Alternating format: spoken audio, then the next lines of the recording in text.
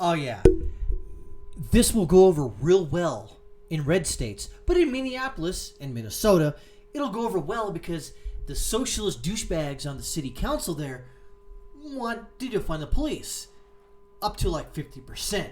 Minneapolis, plagued by violent crime, wants victims to cooperate with criminals, surrender property. The byline, do as they say. Right. That's what I want to do. Now, if I obviously don't have a gun on me and I get a gun pulled on me, he says, give me your wallet, I may have to comply because I'm just not going to die for my wallet. However, if someone breaks into my house, you're going to get ventilated. As per whatever state I choose to live in, which I'm not going to say, but I will say there is a castle doctrine in place, so I don't have to worry about what'll happen. As violent crime surges in Minneapolis, the city is now telling residents they are essentially on their own. And that's what the socialist douchebags want and need for chaos, for them to retain power. Or it may backfire, but we'll see. Minneapolis city government has circulated a letter informing residents what to do if they're targeted by carjackers or robbers. The letter, addressed to residents living in the city's 3rd precinct, was written July 28th. Robberies and carjackings have increased in our precinct.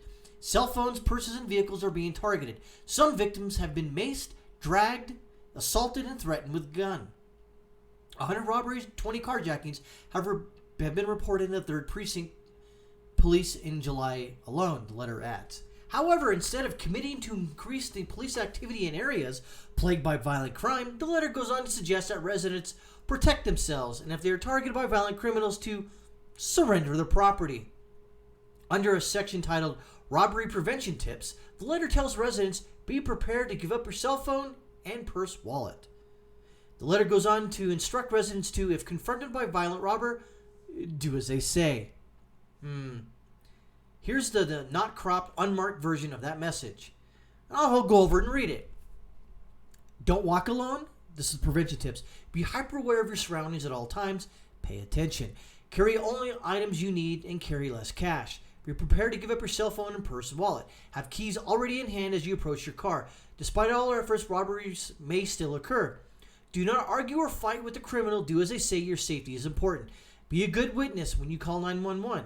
Be prepared to answer many questions. How many suspects? Age, weight, height, complexion, hair, eye color, scars or tattoos, weapons. What do they look like? What direction did they leave in? Vehicle description.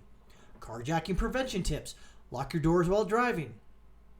Do not stop for strangers who are trying to approach your car or stop your car. Park in well-lit areas. Always be hyper aware of your surroundings. Use tracking device.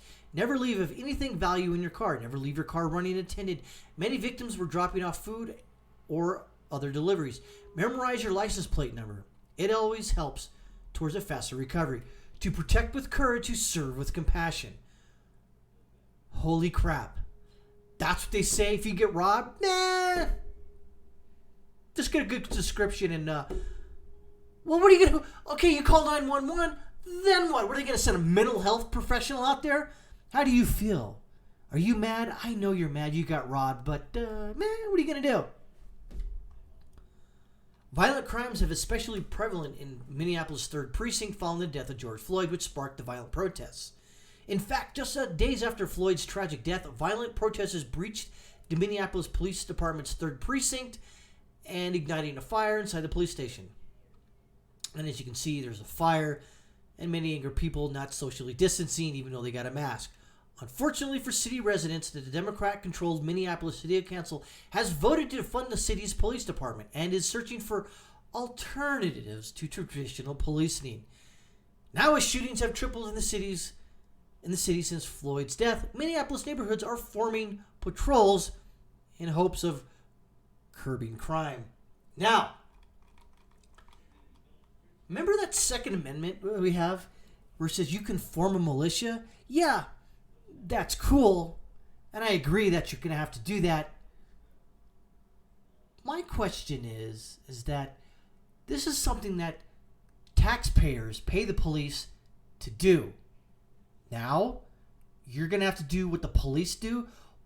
But here's the thing is, what sort of authority do these armed patrols have? What are they going to do if they find someone breaking and entering, robbing a car, robbing somebody, violence, vandalism? What can they do? Call the police? Oh, that's right. You can't call the police. Stop them with guns. Oh, wait. But isn't Minneapolis one of those, you can't have a gun on you? Oh, wait. How are you going to patrol? Oh, yeah. You see, there's a lot of questions here that, dare I say, they're not addressing properly. Now, when the police are there, they have the authority of the state, which is not always a good thing. But in this instance, you kind of want to have a police force to, I don't know, stop this crap from happening. But as you see, the Seattle City Council, well, they're all goddamn socialists. And they should be run out of town on rails. But unfortunately, I don't see the good people of Minneapolis and the Seattle people voting these idiotic moron jackholes out of office. Why? Well, because they're socialist, and most people in Minneapolis, it would seem, in the 3rd Precinct area, are goddamn socialists. Now, I could just go off on one of my rants and say, screw them, let them go down to flames. However, violence is contagious. Chaos is contagious, which we've seen.